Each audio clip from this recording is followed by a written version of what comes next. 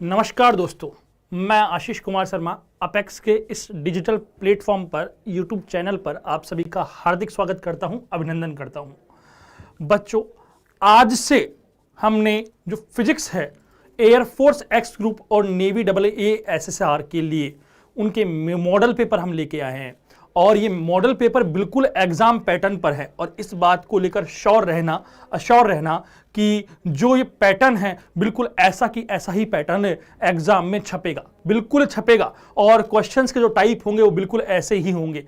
ये जो अपन जो मॉडल पेपर आज करवा रहे हैं ये आप सभी के लिए बहुत ज्यादा ही इंपॉर्टेंट है, ये बात याद रखना, क्योंकि ऐसे ही बिल्कुल इसी पैटर्न पर हमारा एग्जाम होगा, इसी पैटर्न पर हमारा एग्जाम होगा और इसी टाइप से हमें क्वेश्चन सॉल्व करने हैं। जैसा पैटर्न आज मैं करवा रहा हूं आप सभी को, उस पैटर्न को बिल्कुल आप सभी को ध्यान रखना है और इस पैटर्न पर हमारा एग्जाम होता है और जो हमारे 25 क्वेश्चन आते हैं एग्जाम में जो हमें 20 मिनट में सॉल्व करने होते हैं, आज उन क्वेश्चनों को हम पहला मॉडल पेपर लेकर आए हैं और आज उन क्वेश्चनों को हम सॉल्व करेंगे। पहला क्वेश्चन है the dimensional formula of Planck's constant. Planck नियतांक, जो हमारा प्लांक नियतांक है उसका डायमेंशनल फॉर्मूला क्या होता है, प्लांक नियतांक का डायमेंशनल फॉर्मूला क्या होता है। ठीक है, देखो ये याद रखना, हमेशा पहला क्वेश्चन हमारा डायमेंशन से ही आता है। किससे आता है? डायमेंशन से ही आता है, विमा से ही आता है। सबसे पहली चीज हम प्लांक नियतांक क्या लिखते हैं बच्चों? एच। प्लांक नियतांक क्या होता है? एच होता है क्या? अरे एच होता है क्या? बिल्कुल। पांडे मनीष, मैं आपका स्टूडेंट। गुड मॉर्निंग निकी जी, बिल्कुल। मनीष पांडे, कोई दिक्कत नहीं। विक्रम जी हेलो, दिनेश कुमार जी नमस्कार। भाई जो ये पैटर्न हम करवा रहे हैं बिल्कुल एग्जाम पैटर्न ऐसा ही छपेगा, ये बात याद रखना और हमें बहुत ध्यान से एग्जाम तक हम यहां पर 10 मॉडल पेपर करवाएंगे और उन 10 मॉडल पेपर में क्वेश्चन घूम फिर कर लगभग इसी पैटर्न पर और काम बनते रहेंगे। ठीक है, मनीष फ्रिक्शन वाला, अच्छा मनीष बहुत बढ़िया। अब ध्यान देना, हम बात करें, सबसे पहला क्वेश्चन है हमारा प्लांक कांस्टेंट के लिए कि प्लांक कांस्टेंट का डायमेंशनल फॉर्मूला क्या होता है। तो प्लांक कांस्टेंट का डायमेंशनल फॉर्मूला तुम्हें बताना है और जल्दी जल्दी कमेंट बॉक्स में बच्चों आंसर करो कि क्या आंसर होगा आपका। जल्दी कमेंट बॉक्स में आंसर करो और बच्चों जल्दी से सेशन को शेयर कर दो। देखो तुम्हारे काम का सेशन है ये, तो तुम्हारे जितने भी जानकार हैं जो डिफेंस की प्रिपरेशन कर रहे हैं, चाहे वो एनडीए की कर रहे हो, चाहे वो एयरफोर्स एक्स ग्रुप की कर रहे हो, चाहे वो नेवी AASSR की कर रहे हो, उनको जल्दी से, चाहे CDS की कर रहे हो, चाहे FCAT की कर रहे हो, उनको जल्दी से क्या कर दो बच्चों, सेशन को शेयर कर दो और सेशन को जल्दी लाइक बटन दबाओ बच्चों।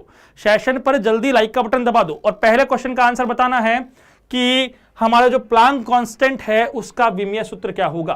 प्लांक कांस्टेंट का विमीय सूत्र क्या होगा, सबसे पहली चीज तुम्हें बतानी है, प्लांक कांस्टेंट का विमीय सूत्र क्या है। दिनेश कुमार मीणा जी ने बताया है ऑप्शन डी। दिनेश कुमार मीणा जी ने बताया ऑप्शन डी। दिनेश जी आप गलत हो रहे हैं, ऐसा नहीं, थोड़ा दिमाग पूरा जो ध्यान है उसको कॉन्सेंट्रेट करो, बिल्कुल ध्यान को कॉन्सेंट्रेट करो और फिर आंसर बताओ कि प्लांक कांस्टेंट का विमीय सूत्र क्या होगा। देखो प्लांक कांस्टेंट की वैल्यू क्या होती है, पहले तो 6.64 × 10⁻34। क्या यही होती है? क्या यही होती है क्या? जल्दी ये बताओ मुझे। और जूल पर अगर हम बात करें, जूल × सेकंड क्या होती है बच्चों? Joule second. क्या हम बोले यही इसकी मात्रक होता है क्या? जूल सेकंड ही मात्रक होता है क्या? प्लांक नियतांक का जो मान होता है कितना होता है? 6.64 × 10⁻34 जूल सेकंड। ठीक है, अब ध्यान देना, एयरमैन प्रदीप सी, एयरमैन प्रदीप जी गलत हो रहे हो साहब, एयरमैन प्रदीप जी गलत हो रहे हो, अंजनी जी बी गलत हो रहे हो, मीनू जी गुड आफ्टरनून, निकी चौधरी जी बी गलत हो रहे हो, दिनेश कुमार जी गलत हो रहे हो साहब, जल्दी जल्दी। संदीप जी बहुत बढ़िया, संदीप ने आंसर दिया है, बहुत बढ़िया, ए आंसर होगा इसका। देखो कैसे, अब ध्यान देना, नॉर्मली हम क्या पढ़ते हैं, बोहर के सेकंड स्टेटमेंट से, बोहर जो है, बोहर ने सेकंड स्टेटमेंट क्या दिया था कि जो कोणीय संवेग है, कोणीय संवेग जो होता है MBR, कोणीय संवेग जो होता है MBR, वो h/2π का पूर्ण गुणज होता है। दैट मीन्स MBR = क्या होता है? NH/2π। NH/2π क्या यही होता है क्या बच्चों? NH/2π। अजय सक्सेना जी बहुत बढ़िया, निकी चौधरी जी बहुत बढ़िया, मीनू यादव जी बहुत बढ़िया। भाई ए आंसर बिल्कुल करेक्ट है। और हमने पढ़ा कि जो बोहर है, बोहर ने जो अपना सेकंड स्टेटमेंट दिया था बोहर मॉडल में, जब हाइड्रोजन परमाणु का मॉडल दिया था, उसने कहा था कि किसी भी इलेक्ट्रॉन का कोणीय संवेग h/2π के h/2 का पूर्ण गुणज होता है। ठीक है, तो हम क्या कह रहे हैं कि mvr is equal to nh/2 अब देखो भाई यहां पर 2 तो कांस्टेंट है और n भी क्या है, कांस्टेंट है। तो हम कहते हैं समागता के नियम से, रूल ऑफ होमोजेनिटी से, कि जो इसका मात्रक होगा वही इसका मात्रक होगा और जो इसकी विमा होगी वही इसकी विमा होगी। तो कोणीय संवेग, एक बात याद रखना, यहां पर अगर कोणीय संवेग देता हमको, कोणीय संवेग, तो भी बात सही थी। एंगुलर मोमेंटम देता तो भी बात सही थी। एंगुलर मोमेंटम हो चाहे प्लांक नियतांक, दोनों का विमा और मात्रक क्या होता है, समान होता है। ठीक है, अब ध्यान देना जूल, पहली बात जूल की विमा क्या होती है, जूल का मात्रक, जूल को हम किलोग्राम मीटर स्क्वायर पर सेकंड स्क्वायर से भी लिखते हैं और सेकंड दिया हुआ है तो 1 सेकंड से 1 सेकंड कैंसिल आउट हो जाएगा, तो क्या बचेगा बच्चों, किलोग्राम मीटर स्क्वायर पर सेकंड, क्या बचेगा, किलोग्राम मीटर स्क्वायर पर सेकंड बचेगा। अगर अब हम यहां से विमा निकाले तो सबसे पहले क्या लिखते हैं, mLt, क्या निकालते हैं बच्चों, mLt। यहां पर किलोग्राम किसकी विमा है बच्चों, द्रव्यमान की बात है, किलोग्राम किसका मात्रक है, द्रव्यमान का है, तो m पर क्या लगा दो, 1 लगा दो, क्योंकि किलोग्राम कितनी बार है, 1 बार है। मीटर किसका मात्रक है, लंबाई का, कितनी बार, 2 बार, तो l पर क्या लगा दो, 2 लगा दो। और सेकंड किसका मात्रक है, समय का, 1 बार है लेकिन नीचे है तो क्या लगाना पड़ेगा बच्चों, माइनस लगाना पड़ेगा, -1। तो हमारा आंसर क्या हो जाएगा, ऑप्शन ए, m1L2T - 1, m1L2T - 1 हमारा आंसर क्या हो जाएगा बच्चों, ऑप्शन ए आंसर हो जाएगा। देखो पहला क्वेश्चन जो है उससे हमने 2 चीज सीखी, एक तो प्लांक नियतांक की विमा किसके बराबर होती है, कोणीय संवेग के समान होती है। कोणीय संवेग की जो विमा होगी वही किसकी होगी, प्लांक नियतांक की होगी, इस बात को याद रखना। और दूसरा हमने क्या कहा कि प्लांक नियतांक की विमा क्या होती है, m1L2T - 1 होती है। और साथ में प्लांक नियतांक का मान क्या होता है, 6.64 × 10⁻³ 34 जूल सेकंड होता है। क्या होता है, जूल सेकंड। अजय सक्सेना जी बिल्कुल यही होगी। ठीक है, दिनेश कुमार मीणा जी बहुत बढ़िया, ऑप्शन ए बिल्कुल आंसर सही है आपका। तो एक बार बच्चों जल्दी से इस क्वेश्चन का स्क्रीनशॉट ले लो और जल्दी क्लास को शेयर कर दो भाई, क्लास को शेयर कर दो, जितना तुम्हारा टेलीग्राम ग्रुप है, व्हाट्सएप ग्रुप है, उसमें शेयर कर दो, जल्दी क्लास को शेयर कर दो। और बच्चों ये याद रखना, देखो तुम्हारे लिए उपयोगी क्लास है तो हमें भी क्या चाहिए, साथ में गुरुदक्षिणा चाहिए, तो उसके लिए क्या करना पड़ेगा, लाइक करना पड़ेगा। क्या करना पड़ेगा बच्चों, लाइक करना पड़ेगा, और लाइक करने के साथ में वीडियो को क्या करना पड़ेगा, शेयर करना पड़ेगा।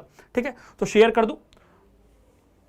अब आगे बढ़ो बच्चों, अब आगे बढ़ो, हम बात करें दूसरे क्वेश्चन पर कि एक पिंड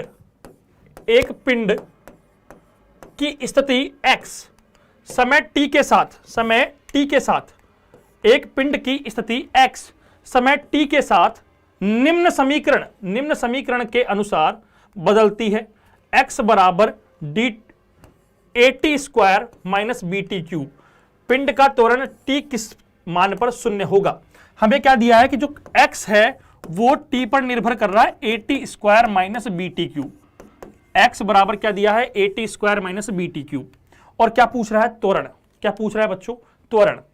संदीप जी, अजय सक्सेना जी बहुत बढ़िया, अंजनी कुमार जी बहुत बढ़िया। ठीक है, अब ध्यान देना, हमसे क्या पूछ रहा है कि हमसे पूछ रहा है भाई कि जो पिंड की स्थिति है x है वो x किस पर निर्भर कर रही है, समय पर। कैसे कर रही है, x बराबर at² - bt³। अब हमसे पूछ रहा है कि जो त्वरण है, अब देखो त्वरण क्या होता है, त्वरण होता है d2x/dt2। क्या होता है बच्चों, d2x/dt2। ये कह रहा है त्वरण किस मान पर 0 होगा, मतलब त्वरण क्या हो जाना चाहिए, 0 हो जाना चाहिए। तो हम अगर स्थिति का 2 बार अवकलन कर दें तो क्या आ जाएगा, त्वरण आ जाएगा। कितनी बार अवकलन करना पड़ेगा, 2 बार। और 1 बार अवकलन करने पर क्या आता है बच्चों, वेग आता है। 1 बार अवकलन करने पर क्या आता है, वेग आता है। सबसे पहले 1 बार अवकलन करो तो 2 कहां आ जाएगा, आगे आ जाएगा 2at माइनस ये 3 कहां आ जाएगा, आगे 3bt²। और अगर दूसरी बार अवकलन कर दूं तो क्या आ जाएगा, त्वरण आ जाएगा d2x/dt2। ठीक है, तो इसका फिर अवकलन करो। ठीक है, तो या इसको अपन dv/dt भी लिखते हैं, वेग का 1 बार अवकलन, तो वेग का अवकलन करेंगे तो क्या आएगा, 2a - 6bt। ठीक है, 2a - 6bt। अब ध्यान देना, ये हमारे पास आ गया 2a - 6bt आ गया। अब हमसे अंजनी कुमार जी बहुत बढ़िया, सी आंसर बिल्कुल सही बात कर रहे हो। मनीषा जी बिल्कुल, आप सभी का स्वागत है। अब ध्यान देना, हमारे पास है त्वरण कितना आया, 2a - 6bt। हमसे कह रहा है कि साहब ये 0 है। अरे 0 t के किस मान पर होगा, तो हमें t की वैल्यू निकालनी है। इस 6bt को मैं उधर ले जाऊं तो 6bt बराबर क्या हो जाएगा, 2a हो जाएगा। 2a हो जाएगा क्या, तो t बराबर क्या हो जाएगा, 2a बटा 6b, और 2 को काटेंगे तो कितनी बार कट जाएगा, 3 बार, तो a बटा 3b आ जाएगा क्या, a बटा 3b आ जाएगा। तो आंसर क्या हो जाएगा हमारा, ऑप्शन सी आंसर हो जाएगा a बटा 3b। आंसर क्या हो जाएगा, ऑप्शन सी a बटा 3b। आंसर क्या होगा बच्चों, ऑप्शन सी a बटा 3b। मीनू यादव जी सी होगा, बिल्कुल। एयरमैन प्रदीप जी सी, बिल्कुल, बहुत बढ़िया, ठीक है। निकी चौधरी जी बहुत बढ़िया साहब। तो आंसर क्या होगा, इसका आंसर होगा a बटा 3b, option C, option C. हमको क्या पता करना था, हमको पता करना था बच्चों कि पिंड का त्वरण शून्य किस समय पर होगा। तो हमको क्या करना था कि हमें स्थिति दी थी, उसका 2 बार अवकलन कर दो और त्वरण जो निकलेगा उसको बराबर क्या कर दो, 0 कर दो। क्या कर दो बच्चों, 0 के बराबर रख दो। तो एक बार क्वेश्चन का स्क्रीनशॉट ले लो, क्वेश्चन का स्क्रीनशॉट ले लो, ठीक है। और देखो भाई, यही पैटर्न चलेगा एग्जाम में, यही पैटर्न चलेगा। इतना समय नहीं लगाना है तुम्हें तुरंत सॉल्व करना है। दिमाग में तुरंत क्वेश्चन पढ़ते ही कॉन्सेप्ट लग जाना चाहिए। जल्दी से स्क्रीनशॉट लो इसका, आगे बढ़ेंगे नेक्स्ट क्वेश्चन पर। जल्दी स्क्रीनशॉट लो बच्चों, आगे चलते हैं आज के नेक्स्ट क्वेश्चन पर। किसी गतिमान पिंड का त्वरण निम्न में से किस ढाल द्वारा निरूपित होगा। किसी गतिमान पिंड का त्वरण निम्न में से किस ढाल द्वारा निरूपित होगा। बल समय ग्राफ, कार्य समय ग्राफ, विस्थापन समय ग्राफ या वेग समय ग्राफ। जल्दी जल्दी कमेंट बॉक्स में आंसर करो। सर टी बराबर ऑप्शन रख कर देख ले, तो रख के देख लो, कोई दिक्कत नहीं है अजय सक्सेना जी, रख कर देख लो, कोई दिक्कत नहीं, तुरंत आंसर आ जाएगा उसमें भी। अच्छा, अब ध्यान देना, लेकिन त्वरण में, ठीक है, त्वरण में। अच्छा, अब ध्यान देना, किसी गतिमान पिंड का त्वरण निम्न में से किस ढाल द्वारा निरूपित होगा। सबसे पहले चीज तो ये ध्यान रखना कि जैसे ग्राफ बनता है, ये y है, ये x है, तो जो ग्राफ की ढाल होती है, ये ग्राफ की ढाल है, या ग्राफ की स्लोप कहते हैं, प्रवणता भी कहते हैं, ग्राफ की ढाल भी कहते हैं या प्रवणता भी कहते हैं। ग्राफ की ढाल या प्रवणता निकाली जाती है dy बाई dx से। कैसे, dy बाई dx से, और या हम कह सकते हैं इसको y बटा x से, y बटा x से, y बटा x से, ठीक है, y बटा x से। कैसे निकालते हैं बच्चों, y बटा x से। एयरमैन प्रदीप जी बहुत बढ़िया। अंजनी जी क्या कहना चाह रहे हैं इंग्लिश में, साइट। अब ध्यान देना, अगर हम बात करें कि हमारे पास हमें निकालना है त्वरण, क्या निकालना है बच्चों, त्वरण, और हम कह रहे हैं ढाल जो है वो कैसे निकलती है, y बटा x से, ठीक है। अब देखो, सबसे पहले ऑप्शन पर आओ, बल बटा समय। क्या बल बटा समय त्वरण होता है क्या, अरे क्या बल बटा समय त्वरण होता है क्या, नहीं होता, तो ऑप्शन क्या हो गया, गलत। बल बटा समय त्वरण होता है क्या, नहीं होता। ऑप्शन बी, कार्य बटा समय, अरे कार्य बटा समय त्वरण होता है क्या, नहीं, शक्ति होता है। क्या होता है बच्चों, शक्ति होता है। क्या होता है, शक्ति होता है। तो ये ऑप्शन भी क्या हो गया, गलत हो गया। सी, विस्थापन बटा समय, विस्थापन बटा समय क्या त्वरण होता है क्या, नहीं, विस्थापन बटा समय तो क्या होता है बच्चों, वेग होता है। क्या होता है, वेग। तो ये ऑप्शन भी क्या हो गया, गलत। ऑप्शन डी पे चले, ऑप्शन डी है वेग बटा समय। वेग बटा समय, क्या वेग बटा समय त्वरण होता है क्या, बिल्कुल होता है। वेग बटा समय क्या होता है, त्वरण होता है। तो यही आंसर क्या होगा हमारा, ऑप्शन डी आंसर होगा। तो आंसर क्या है, ऑप्शन डी, वेग बटा समय। ग्राफ की ढाल निकालने के लिए क्या करना है, y बटा x करना है। तो आंसर क्या हो जाएगा, ऑप्शन डी, वेग अपॉन टाइम। अजय सक्सेना जी बहुत बढ़िया। निकी चौधरी जी नहीं, अंजनी जी सी, बहुत सी नहीं होगा, सब डी होगा। अब ध्यान देना, अगर इस क्वेश्चन में हमसे पूछता ग्राफ द्वारा घेरा गया क्षेत्रफल, ग्राफ द्वारा घेरा गया क्षेत्रफल, मान लो हमसे पूछता ग्राफ द्वारा घेरा गया क्षेत्रफल, तो हम क्या करते, y गुणा x करते। क्या करते, y गुणा x करते, y गुणा x करते। तो जैसे मैं इस ऑप्शन में करूं तो बल गुणा समय क्या होता है, बल गुणा समय होता है बच्चों आवेग। क्या होता है, आवेग। तो इस ग्राफ द्वारा घेरा गया क्षेत्रफल क्या बताता, आवेग। और आवेग किसके बराबर होता है, संवेग में परिवर्तन के, संवेग में परिवर्तन के, ठीक है। दूसरी चीज, कार्य इंटू समय, कार्य इंटू समय, कार्य इंटू समय कुछ भी नहीं होता बच्चों। मैं कहता हूं विस्थापन इंटू समय, ये भी कुछ नहीं होता। लेकिन हमसे पूछता वेग इंटू समय, तो वेग इंटू समय क्या होता है बच्चों, विस्थापन होता है। वेग इंटू समय क्या होता है, वेग इंटू समय विस्थापन होता है। v इंटू टी क्या होता है, विस्थापन होता है। तो यहां पर अगर विस्थापन पूछा होता तो भी आंसर क्या होता, डी, लेकिन वो ग्राफ द्वारा घेरा गया क्षेत्रफल। मीनू यादव जी, डी, बहुत बढ़िया। ठीक है, तो आंसर क्या हो जाएगा बच्चों, ऑप्शन सी डी हो जाएगा, वेग समय ग्राफ। जल्दी से क्वेश्चन का स्क्रीनशॉट ले लो बच्चों, और देखो सेशन को शेयर करो, ऐसे काम नहीं चलेगा। आवेग का मात्रक न्यूटन सेकंड होता है बच्चों, या हम किलोग्राम मीटर पर सेकंड भी लिख सकते हैं। Ajay Saxena ji, metre Newton second होता है या किलोग्राम मीटर पर सेकंड होता है। ठीक है, तो सेशन को शेयर करते रहो, मैं देख रहा हूं कि अभी तो बच्चों ने लाइक भी नहीं किया। बच्चों जल्दी जल्दी सेशन को शेयर करो, लाइक करो, ऐसे काम नहीं चलेगा, सेशन को शेयर करो। ठीक है, अब जल्दी आगे बढ़ो। अगला क्वेश्चन, एक चक्र अपनी अक्ष के परितः 900 चक्कर प्रति मिनट की दर से घूम रहा है। उसे घुमाने के वाला शक्ति स्रोत काट दिए जाने पर वह 1 मिनट में विराम अवस्था में आ जाता है। वक्र का कोणीय मंदन रेडियन पर सेकंड स्क्वायर में होगा। वक्र का रेडियन कोणीय मंदन है वो रेडियन पर सेकंड स्क्वायर में होगा। अब ध्यान देना, सबसे पहले उसकी जो ओमेगा नोट है, उसका जो कोणीय वेग है, प्रारंभिक कोणीय वेग है, वो कितना दिया है, 900 चक्कर प्रति मिनट में। लेकिन हम चक्कर प्रति मिनट थोड़ी निकालते हैं, हम तो इसको किस में बदलेंगे, रेडियन पर सेकंड में। किस में बदलेंगे बच्चों, रेडियन पर सेकंड में। और रेडियन में बदलने के लिए, चक्कर को रेडियन में बदलने के लिए किससे गुणा करेंगे, 2 पाई से। किससे गुणा करेंगे, 2 पाई से। और मिनट को सेकंड में बदलने के लिए किससे गुणा करेंगे, 60 से। तो यहां लिखो ओमेगा नोट बराबर 900, चक्कर को रेडियन में बदलने के लिए किससे गुणा कर दिया, 2 पाई से, और मिनट को सेकंड में बदलने के लिए 60 से। 0 से 0 कट गया, ये 15 बार हो जाएगा, और 15 इंटू 2 पाई कितना हो गया, 30 पाई हो गया। कितना हो गया बच्चों, 30 पाई हो गया। अच्छा, 1 मिनट में समय कितना दिया, 1 मिनट। 1 मिनट का अर्थ कितने सेकंड हो गया बच्चों, 60 सेकंड। कितने हो गए, 60 सेकंड। और वो विराम अवस्था में आ गया, मतलब अंतिम वेग कितना हो गया उसका, 0 हो गया। तो अब त्वरण क्या होता है, अल्फा बराबर omega minus omega naught upon T होता है क्या, अंतिम वेग माइनस प्रारंभिक वेग अपॉन समय। तो 0 माइनस ओमेगा नॉट कितना है बच्चों, 30 पाई है, अपॉन समय कितना है, 1 है। तो कितना आ जाएगा, सॉरी समय कितना है, 60 सेकंड। तो माइनस का 30 पाई अपॉन 60, तो ये क्या हो जाएगा, पाई बाई 2 हो जाएगा, माइनस का पाई बाई 2। लेकिन ये माइनस का पाई बाई 2 अगर मैं बोलूं तो ये माइनस का पाई बाई 2 कोणीय त्वरण है। क्या है, माइनस का पाई बाई 2 क्या है, कोणीय त्वरण। और अगर मैं इसको मंदन बोल दूं, क्या बोल दूं, मंदन बोल दूं, तो फिर ये क्या हो जाएगा, पाई बाई 2 हो जाएगा, क्योंकि मंदन क्या होता है, ऋणात्मक त्वरण। मंदन क्या होता है, ऋणात्मक त्वरण। तो आंसर क्या हो जाएगा, ऑप्शन ए आंसर हो जाएगा, pi by 2। Option A answer हो जाएगा। अजय सक्सेना जी बहुत बढ़िया, बिल्कुल ऑप्शन ए आंसर होगा Ajay Saxena ji, option A answer होगा, पाई बाई 2 होगा। ठीक है, निखिल चौधरी जी बहुत बढ़िया। अच्छा भाई, इस क्वेश्चन का जल्दी से स्क्रीनशॉट लो, क्या करो, जल्दी से स्क्रीनशॉट लो, और ताकि हम क्वेश्चन पर आगे बढ़े। जल्दी स्क्रीनशॉट ले लो इस क्वेश्चन का, और सेशन शेयर करते रहो बच्चों।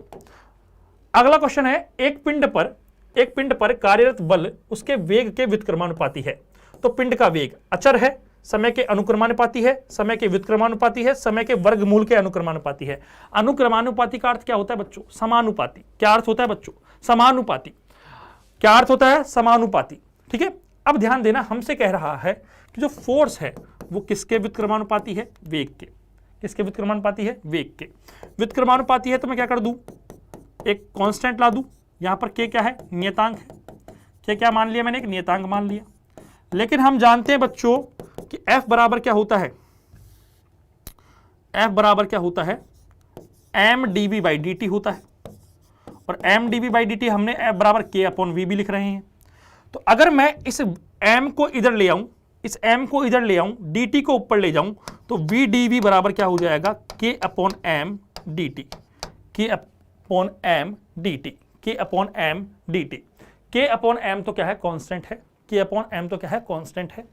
मीनू यादव जी गलत हो रहे हो साहब, अजय सक्सेना जी गलत हो रहे हो। अब ध्यान देना, अगर मैं इन दोनों का समाकलन कर दूं, क्या कर दूं, समाकलन कर दूं, क्या कर दूं बच्चों, समाकलन।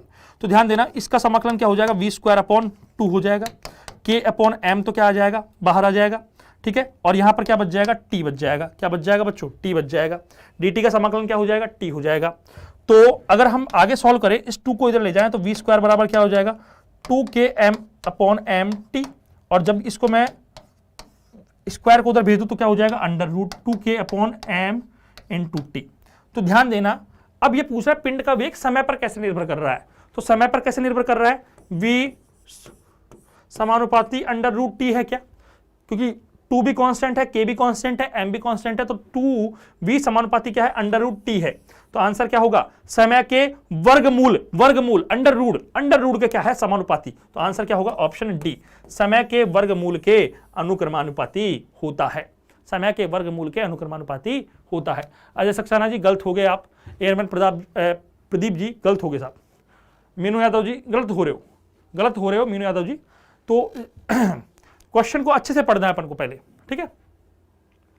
और सेशन को शेयर करते रहो बच्चों, सेशन को शेयर करना है और लाइक जरूर करना है, ध्यान रखना इस बात को। अजय सक्सेना जी नाराज नहीं हो, परेशान मत हो, कोई दिक्कत नहीं है, आगे वाले क्वेश्चन सही होंगे। आगे बढ़ते हैं नेक्स्ट क्वेश्चन पर। पृथ्वी का औसत घनत्व एवरेज डेंसिटी ऑफ अर्थ गुरुत्वीय त्वरण जी पर निर्भर नहीं करता है, डज नॉट डिपेंड्स ऑन जी का एक संयुक्त फलन है, एक कंपोजिट फंक्शन ऑफ जी। अगर थर्ड बात करूं, जी के अनुक्रमानुपाती होता है तो इज प्रोपोर्शनल टू जी, और लास्ट है जी के व्युत्क्रमानुपाती है, इज इनवर्सली प्रोपोर्शनल टू जी, ठीक है।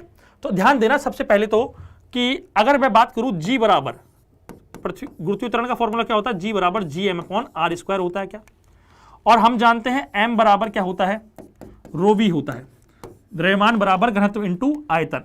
अब ध्यान देना, अगर पृथ्वी के आयतन की बात करूं तो आयतन क्या होगा, 4/3 पाई आर क्यूब होगा, ठीक है। तो अब इस वैल्यू को यहां पुट करो, जी बराबर जी, एम की जगह मैं लिख दूं रो, और वी की जगह क्या लिख दूं, 4/3 pi r cube but into 1/r²। इस आर स्क्वायर से इसको काटूंगा तो आर क्यूब हो जाएगा, तो जी बराबर क्या हो जाएगा, 4/3 पाई आर रो जी। ये आ गया क्या हमारे पास, जी बराबर। तो अब हमसे पूछ रहा है कि जो औसत घनत्व है, पृथ्वी का औसत घनत्व है रो क्या है, समानुपाती बचा के बच्चों जी के, रो जो है वो समानुपाती बचा के जी के, रो समानुपाती बचा के जी के।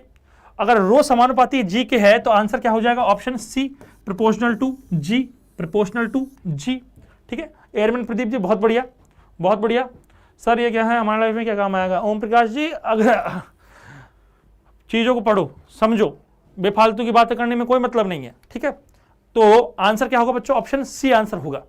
तो आगे बढ़े नेक्स्ट क्वेश्चन पर, जल्दी स्क्रीनशॉट लो इसका, इस क्वेश्चन का जल्दी स्क्रीनशॉट लो, आगे बढ़ते हैं। तेरी पूरी लाइफ ही जो है ना ओम प्रकाश जी, वो फिजिक्स से चल रही है, समझ लेना बात को। निम्न 4 तारे एक ही पदार्थ की बनी हैं, इन पर समान तनाव लगाने पर किसकी लंबाई अधिक बढ़ेगी।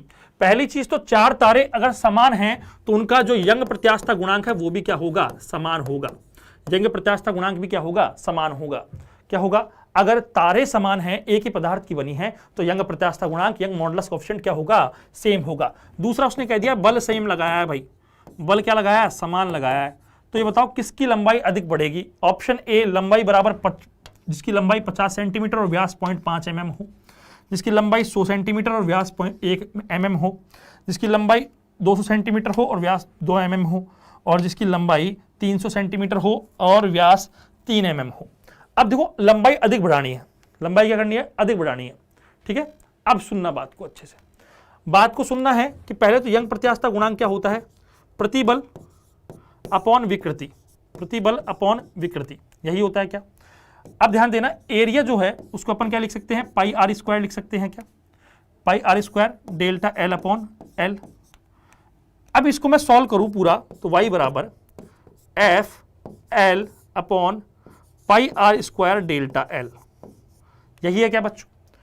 अब हमने कहा कि y भी समान है और f भी समान है, तो डेल्टा एल परिवर्तन किस में आएगा, इस डेल्टा एल को मैं इधर ले जाऊं तो डेल्टा एल बराबर एल अपॉन डेल्टा एल बराबर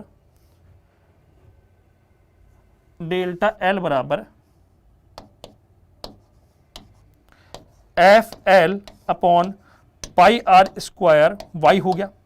अब देखो एफ तो वैसे समान है तो ये भी कांस्टेंट, वाई समान है तो ये भी कांस्टेंट, पाई समान है तो ये भी कांस्टेंट, तो डेल्टा एल समानुपाती क्या आ गया, एल अपॉन आर स्क्वायर।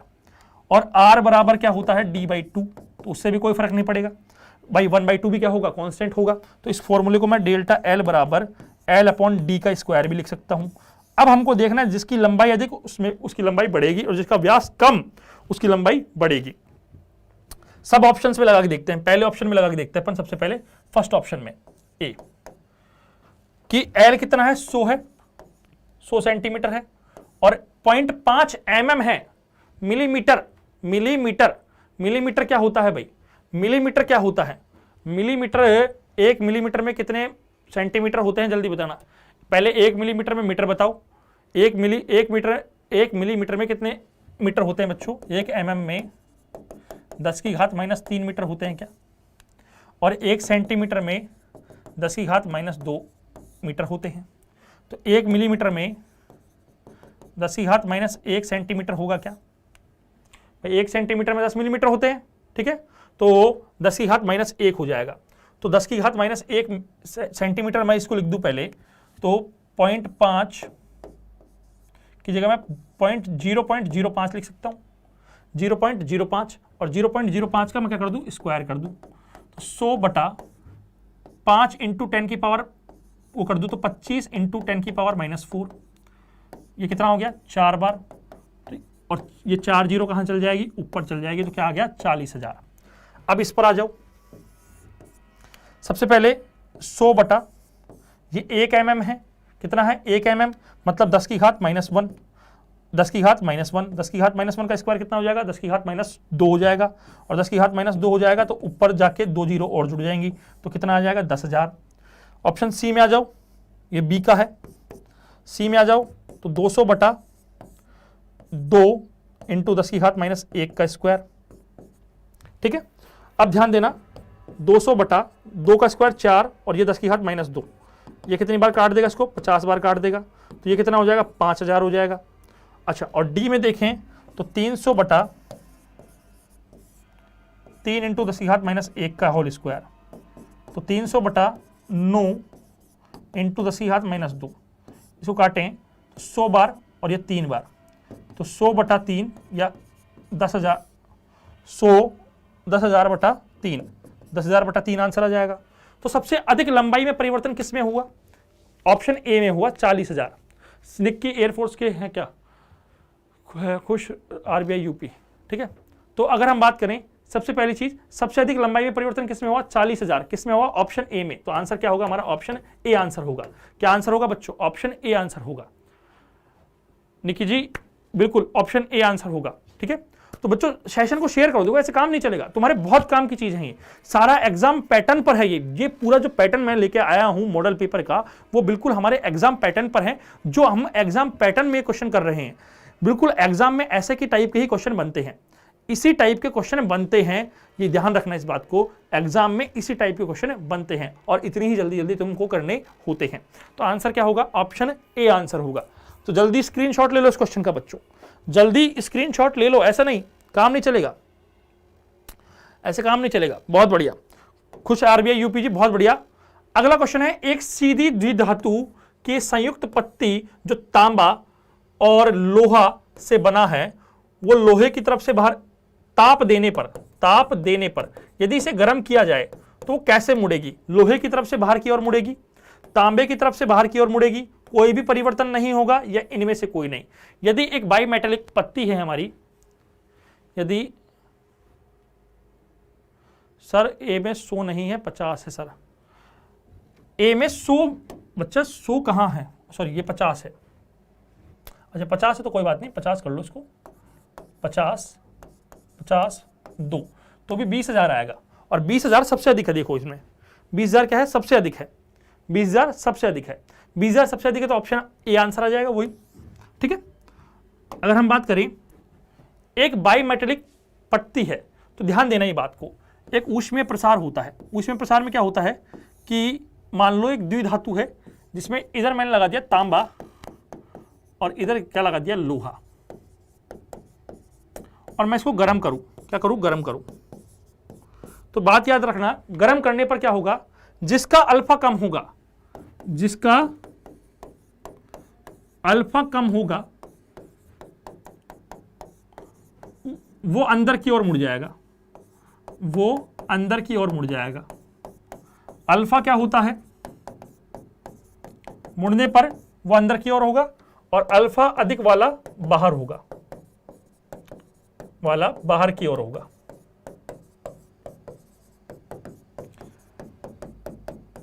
ये बात याद रखना, जिसका अल्फा कम होगा वो अंदर की ओर होगा और जिसका अल्फा ज्यादा होगा वो बाहर की ओर होगा मुड़ने पर। अब हम कह रहे हैं कि भाई तांबा है हमारे पास और लोहा है। अल्फा क्या होता है? रेखीय प्रसार गुणांक, लंबाई में परिवर्तन दर्शाता है। अल्फा यहां देखें तो तांबे का, कॉपर का अल्फा जो है वो ज्यादा है किससे? आयरन से।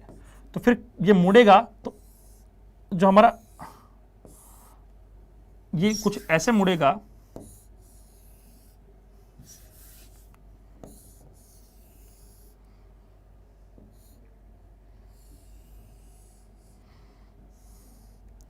जब मुड़ेगा तो लोहा किधर रहेगा? अंदर, और तांबा कहाँ रहेगा? बाहर। तांबा क्या रहेगा? बाहर रहेगा। क्यों? तांबा कहाँ रहेगा बच्चों? बाहर रहेगा। क्यों? जिसका अल्फा कम होगा, जिसका अल्फा कम होगा। देवराज देवसी वाडमेर जी बहुत, जीतू तलेपा जी राम राम जी सब, देवराज जी राम राम।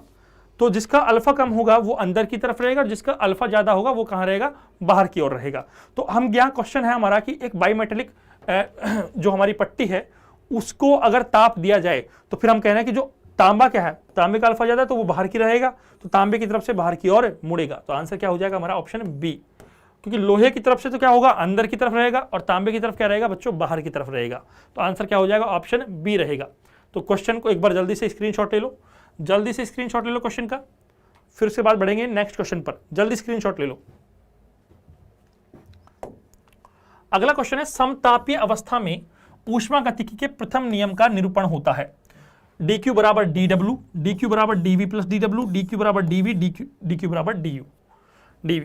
अच्छा, अब ध्यान देना बच्चों, अब जल्दी जल्दी ध्यान देना हमको कि समतापीय प्रक्रम जो होता है, समतापीय प्रक्रम, समतापीय प्रक्रम वो प्रक्रम होता है जिसमें ताप क्या रहता है? नियत रहता है। ताप क्या रहता है बच्चों? नियत रहता है। ताप नियत होगा तो ताप में परिवर्तन क्या हो जाएगा? जीरो। और चूंकि ताप प्रोपोर्शनल होता है आंतरिक ऊर्जा के, ताप किसके? निकी चौधरी जी गलत हो रहे साहब, और अजय सक्सेना जी गलत हो रहे हो, मीनू यादव जी गलत हो रहे हो, ऐसे नहीं, क्वेश्चन देखना अच्छे से। हम बात करें ताप क्या होगा? नियत होगा, और ताप जो होता है समानुपाती होता है आंतरिक ऊर्जा के। तो ये बात रखना, याद रखना, जैसे पीवी बराबर एनआरटी हमारी आदर्श गैस का समीकरण है, हमने कह दिया ताप नियत है तो फिर पीवी बराबर क्या हो जाएगा? ये पूरा नियत हो जाएगा। तो पी विद क्रमानुपाती क्या हो जाएगा? वी। पहली बात तो ये नियम किसका है? बोयल का नियम है। तो जो समतापी प्रक्रम है किस नियम पर काम करता है? बोयल के नियम पर काम करता है। किस नियम पर काम करता है? बोयल के नियम पर काम करता है।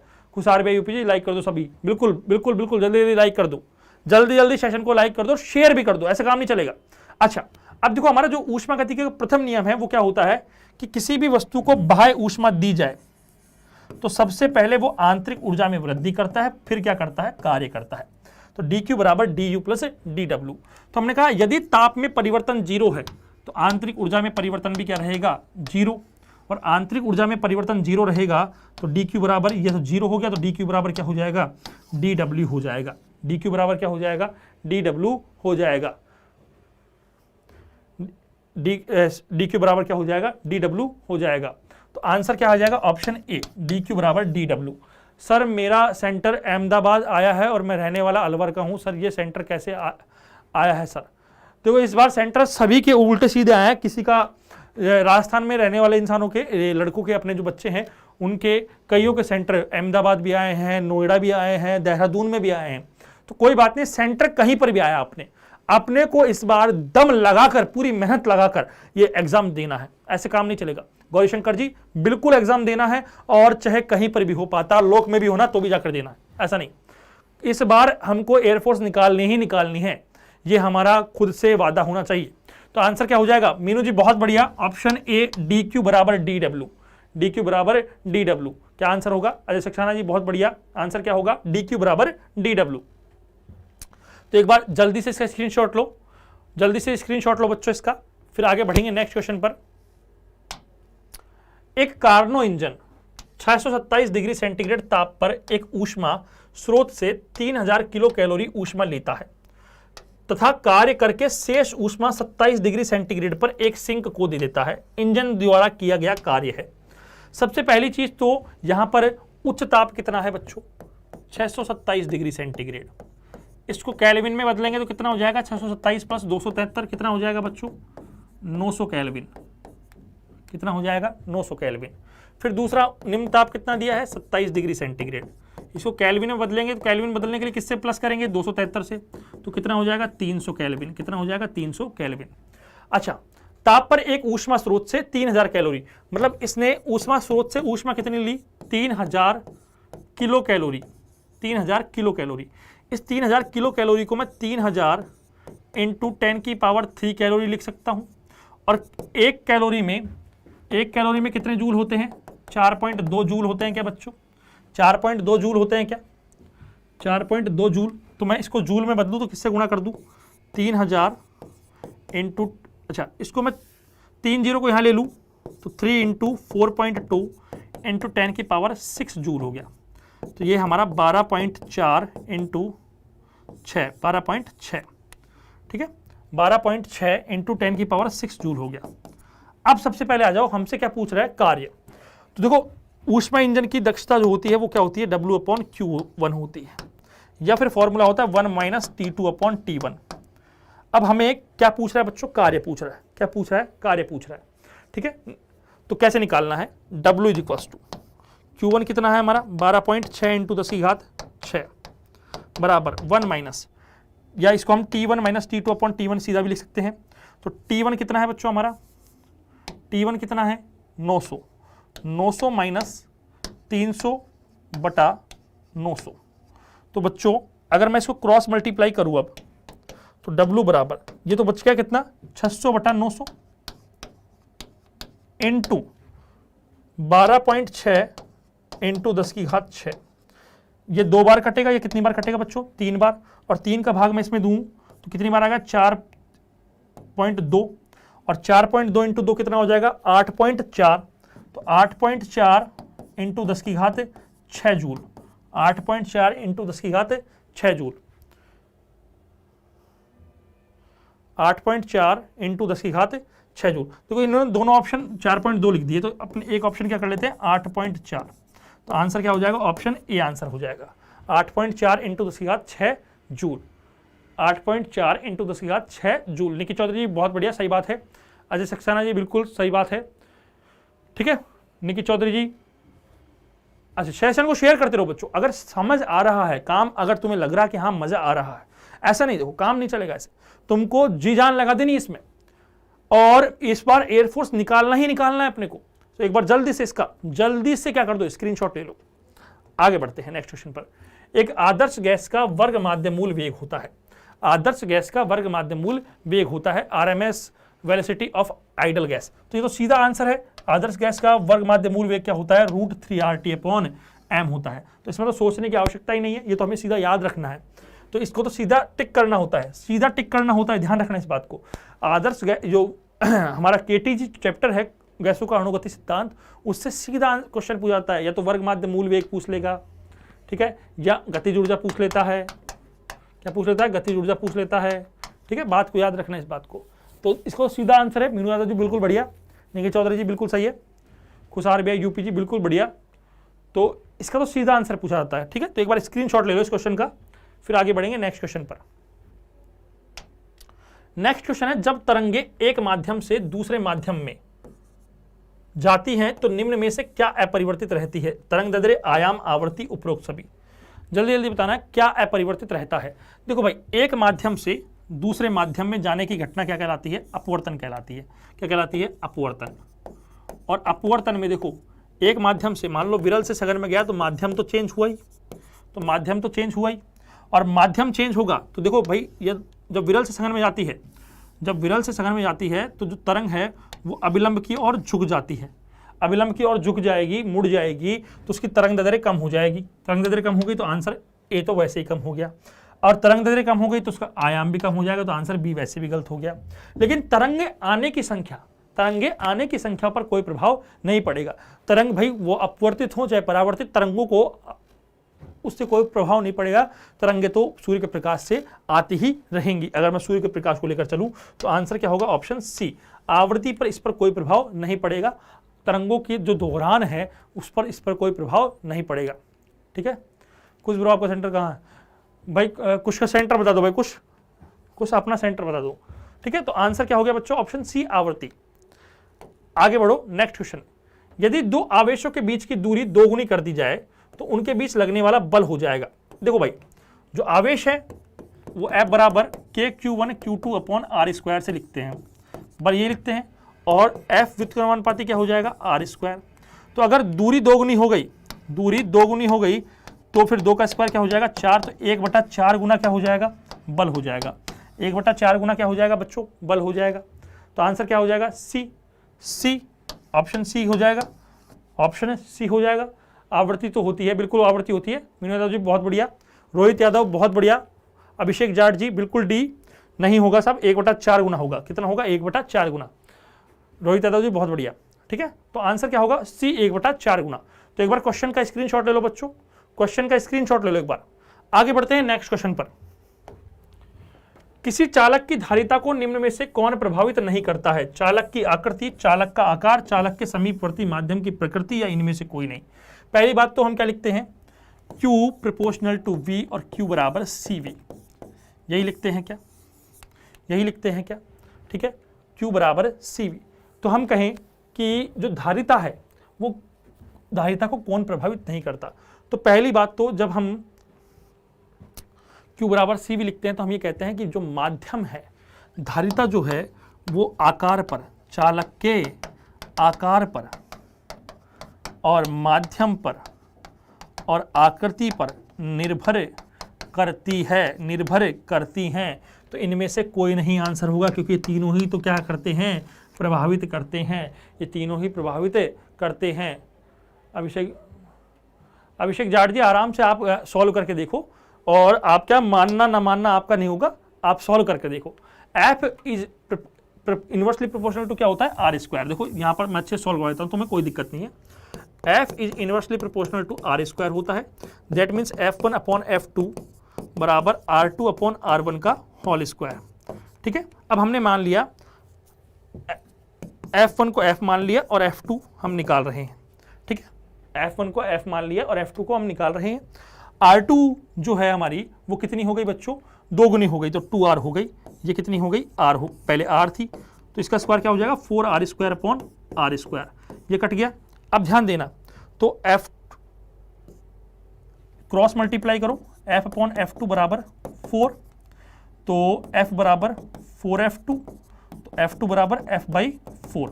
तो आंसर क्या आ जाएगा? 1/4 गुना, 1/4 गुना। अब मान लो अभिषेक जाट जी, अब आप मान लो आराम से, कोई दिक्कत वाली बात नहीं है। ठीक है, तो आंसर क्या आएगा? ये बात याद रखना, 1/4 गुना ही आंसर आएगा। क्या आएगा? 1/4 गुना। आपके मानने ना मानने से थोड़ी बटेगा। ठीक है, तो वापस कॉन्सेप्ट समझो, आपके कॉन्सेप्ट गलत हो रखे दिमाग में, जहां से आपने पढ़ा वहां से कॉन्सेप्ट गलत पढ़ लिया आपने। ठीक है, तो एक बार इसको सही कर लो, कॉन्सेप्ट को माइंड में सही कर लो और आगे बढ़ो इस क्वेश्चन पर। तो आंसर क्या होगा? इनमें से कोई नहीं। ठीक है, आगे बढ़ते हैं नेक्स्ट क्वेश्चन पर बच्चों। समान प्रतिरोध वाले n प्रतिरोधों को पहले श्रेणी क्रम में और फिर समांतर क्रम में जोड़ा जाता है। श्रेणी क्रम के कुल प्रतिरोधों तथा समांतर क्रम में कुल प्रतिरोधों का अनुपात होगा। अब ध्यान देना, सबसे पहले यदि n प्रतिरोध जोड़े जा रहे हैं, समान मान के n प्रतिरोध जोड़े जाएं, प्रतिरोध, तो उनका जो इक्विवेलेंट होता है, R इक्विवेलेंट, कहां पर? सीरीज में वो क्या होता है? NR होता है क्या बच्चों? NR होता है क्या? और पैरेलल में कितना होता है? R अपॉन N होता है क्या? पैरेलल में क्या होता है? R अपॉन N होता है क्या? यही होता है क्या?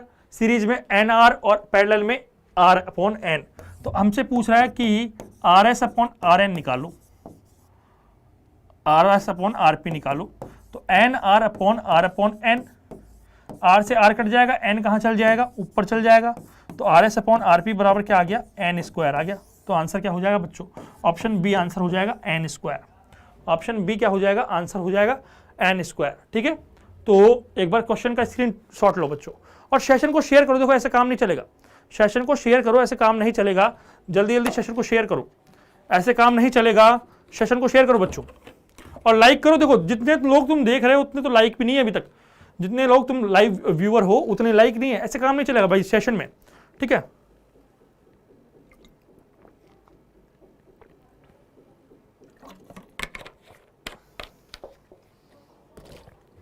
आगे बढ़ते हैं, आगे बढ़ते हैं नेक्स्ट क्वेश्चन पर। मीनू यादव जी बिल्कुल सही है, बी आंसर होगा।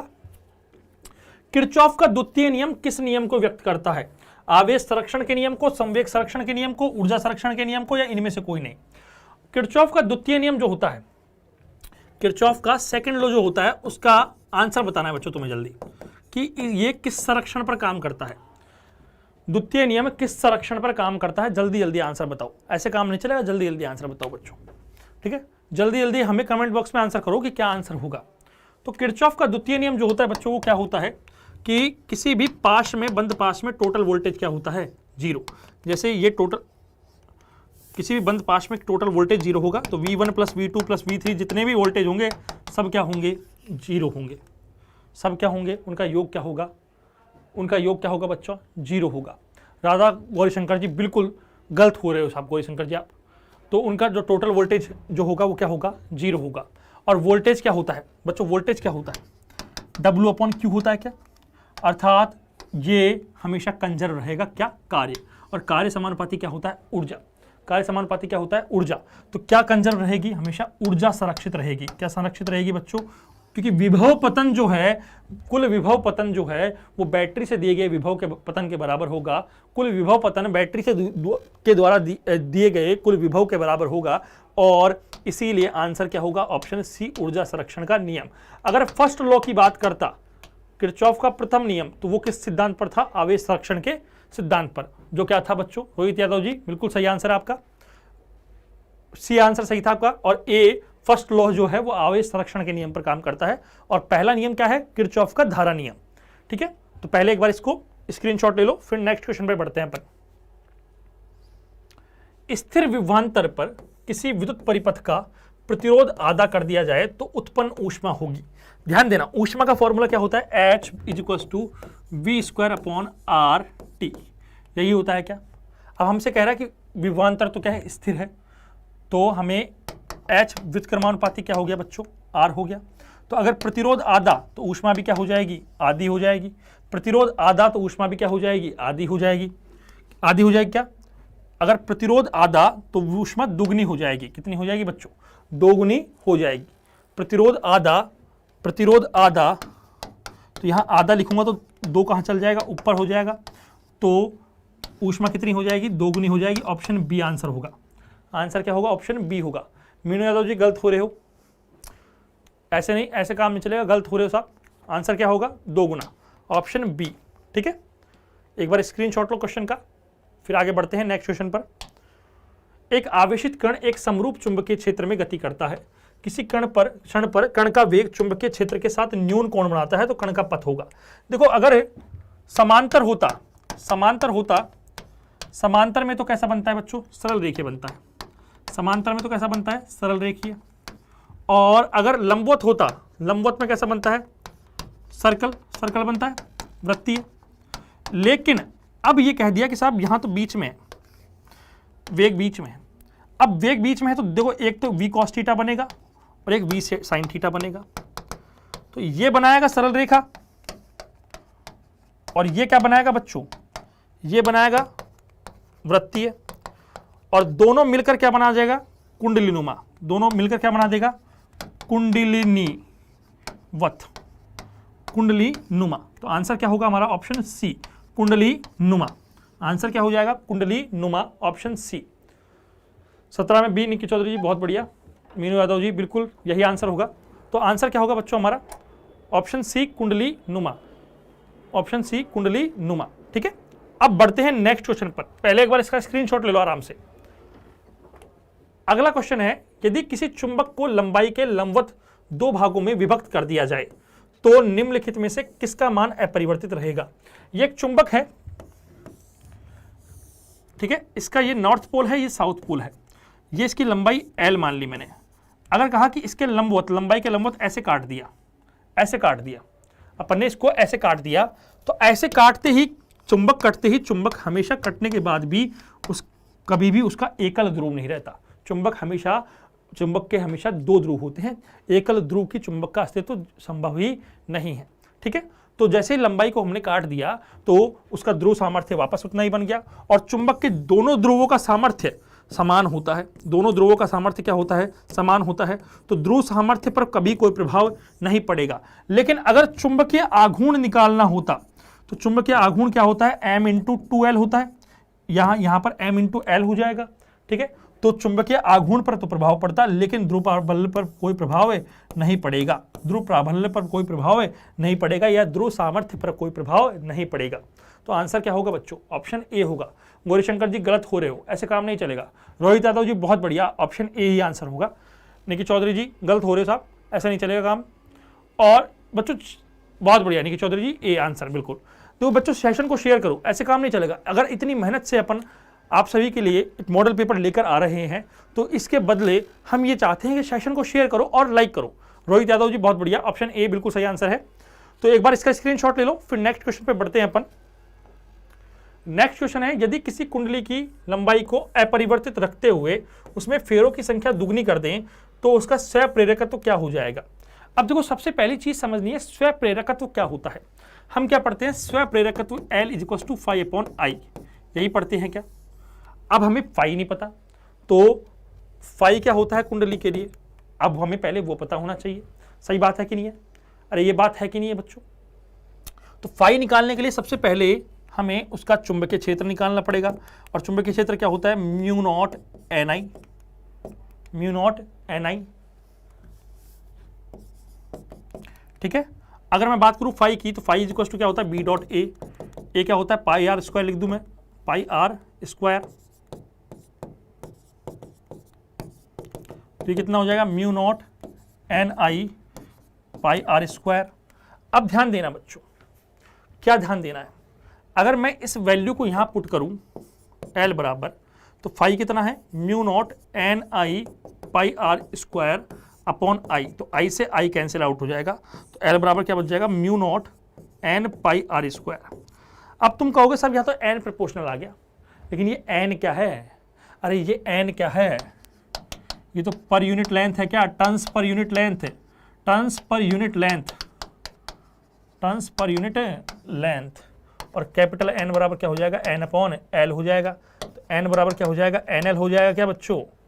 अरे N बराबर NL हो जाएगा क्या? तो मैं यहाँ पर क्या रख दूँ? μ0 N × N/NL πr²। तो ये क्या हो जाएगा? μ0 N² πr²L। तो यहाँ पर हमने देखा जो L है वो प्रोपोर्शनल किसके हो गया? N² के। अब फेरों की संख्या कितनी करी? 2 गुना करी, तो 2 का स्क्वायर कितना हो जाएगा? 4। तो आंसर क्या हो जाएगा? 4 गुना। प्रेरकत्व तो कितना हो जाएगा बच्चों? 4 गुना हो जाएगा। कितना हो जाएगा? 4 गुना हो जाएगा। कितना हो जाएगा बच्चों? 4 गुना हो जाएगा। ठीक है, आंसर क्या हो जाएगा? 4 गुना। तो इसका जल्दी स्क्रीनशॉट ले लो एक बार।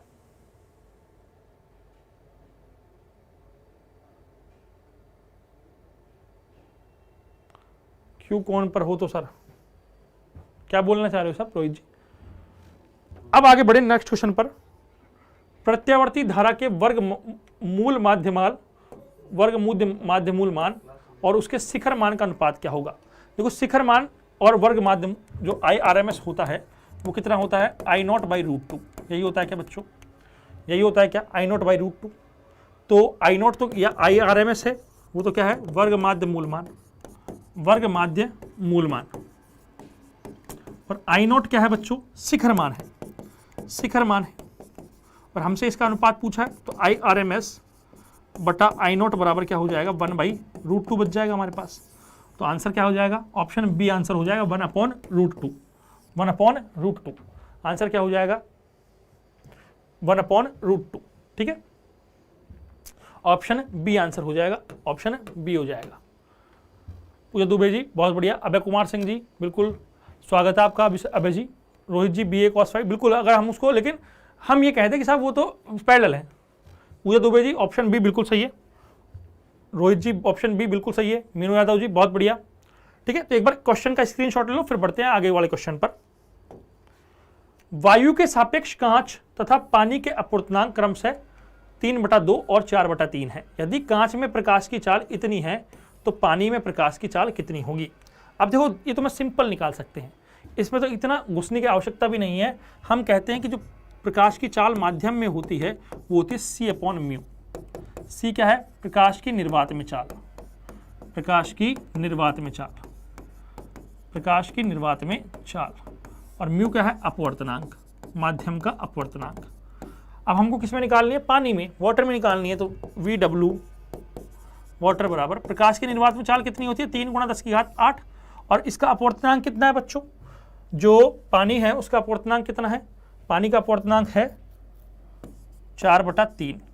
3 कहाँ चला जाएगा? ऊपर चला जाएगा, तो 9/4 × 10⁸ भाग दिया कितनी बार जाएगा? 2.25 बार जाएगा, × 10⁸ मीटर पर सेकेंड। तो आंसर क्या आ जाएगा? 2.25 × 10⁸ मीटर पर second. Option b. Nikki Chaudhary ji बहुत बढ़िया, बहुत अच्छा आंसर है। किसमें? बी। गौरीशंकर जी बिल्कुल सही है, बी। रोहित यादव जी बी बिल्कुल सही है साहब। मीनू यादव जी बी। पूजा दुबे जी बी। रोहित यादव जी बहुत बढ़िया साहब। जिन्होंने भी आंसर दिया है बहुत अच्छा आंसर दिया है। ठीक है, और आंसर क्या होगा? ऑप्शन बी होगा। हमको बहुत सिंपल निकालना था, क्योंकि जो VM होता है वो क्या होता है? C/μ होता है बच्चों। तो एक बार क्वेश्चन का स्क्रीनशॉट लो, क्वेश्चन का स्क्रीनशॉट लो, फिर नेक्स्ट क्वेश्चन पे बढ़ते हैं अपन। एक अल्फा कण तथा प्रोटॉन को समान विभवांतर V पर त्वरित किया जाता है। इनसे बद्ध डी ब्रोगली तरंगदैर्ध्य का अनुपात क्या होगा? अब देखो, डी ब्रोगली तरंगदैर्ध्य H = अपन क्या, लैम्डा = क्या निकालते हैं? H/mv, ये निकालते हैं क्या? अब ध्यान देना, अगर मैं mv = p लिख सकता हूं और p बराबर √2m के ही होता है क्या? √2m ही होता है क्या? ठीक है, और E बराबर क्या होता है बच्चों? E बराबर क्या होता है? qv होता है। तो मैं यहां पर p बराबर √2m qe लिख सकता हूं क्या? 2m qv लिख सकता हूं क्या? तो यहां पर mv की जगह मैं क्या लिख सकता हूं? √2m qe। तो लैम्डा = H/√2m qv। अब देखो, वोल्टेज तो क्या है? कांस्टेंट है। दो वैसे कांस्टेंट है, H कांस्टेंट है, तो लैम्डा इनवर्सली प्रोपोर्शनल क्या हो गया? m और q के। किसके हो गया? m और q के। अब ध्यान देना, लैम्डा 1/λ2 बराबर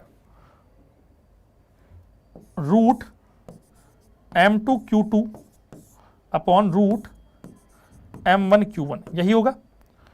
अब ध्यान देना, जो अल्फा कण है क्या बच्चों, सबसे पहले मैं बात करूं प्रोटॉन की। प्रोटॉन की बात करें तो प्रोटॉन का जो द्रव्यमान होता है वो, अगर हमने एक माना, प्रोटॉन का द्रव्यमान मैंने कहा mp है और प्रोटॉन का जो आवेश है वो qp है, तो जो अल्फा कण है उसका द्रव्यमान जो होता है, अल्फा कण का द्रव्यमान जो होता है वो जो हमारे प्रोटॉन है उनका कितना होता है बच्चों? 4 गुना होता है। कितना होता है? 4 गुना होता है। और आवेश कितना होता है? 2 गुना होता है। आवेश कितना होता है? 2 गुना। तो इससे ये कट जाएगा, इससे ये कट जाएगा, तो हमारे पास क्या बचा? 1/4 का √2 और √2, तो 1/2 √2। तो आंसर क्या होगा? Option C. आंसर क्या होगा? ऑप्शन सी आंसर होगा हमारा। ऑप्शन सी आंसर होगा। अभय कुमार सिंह जी बहुत बढ़िया, पूजा दुबे जी, मीनू यादव जी, अभय कुमार सिंह जी, निक्की चौधरी जी बहुत बढ़िया भाई, रोहित यादव जी बहुत बढ़िया, बहुत बढ़िया। ठीक है, अति उत्तम। तो आंसर क्या हो जाएगा बच्चों? ऑप्शन सी हो जाएगा। तो एक बार जल्दी से क्वेश्चन का स्क्रीनशॉट लो। देखो, एग्जाम की दृष्टि से हम क्वेश्चन कर रहे हैं कि एग्जाम में किस प्रकार के क्वेश्चन पूछे जाते हैं।